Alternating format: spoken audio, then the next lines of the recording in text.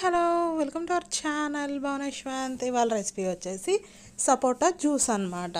బయట మన ఫ్రూట్స్ షాప్లో జ్యూస్ ఎలా ఉండిద్దో అలా ప్రిపేర్ చేసుకోవచ్చు అన్నమాట. ఇంట్లో ఈ ఎండలకి బయటకు వెళ్ళి వచ్చేసరికి నీరసంగా ఉంటుంది కాబట్టి చల్లగా కూల్గా ఒక గ్లాస్ తాగామంటే రిఫ్రెష్ అవుతాం అన్నమాట. అలాగే హెల్త్కి కూడా మంచిది అన్నమాట.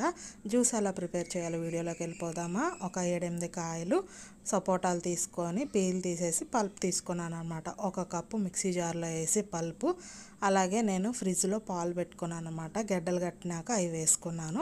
అలాగే మిల్క్ పౌడర్ వేసుకొని ఒక 2 స్పూన్లు పంచదార వేసుకొని గ్రైండ్ చేసుకున్నాను అనమాట. చూసారా ఫ్రెండ్స్, ఒక సర్వింగ్ గ్లాస్ తీసుకొని అందులో ఒక 4 ఐస్ క్యూబ్స్ వేసుకొని మనం చేసుకున్న జ్యూస్ వేసుకొని మళ్ళీ మధ్యలో మనకి పల్ప్ తగిలేటట్టు సపోటా పల్ప్ వేసుకున్న. చూసారా ఫ్రెండ్స్, చాలా టేస్టీగా ఉండే సపోటా జ్యూస్ రెడీ అయిపోయింది అనమాట. నా వీడియో నచ్చిందా? లైక్ చేయండి, షేర్ చేయండి, సబ్స్క్రైబ్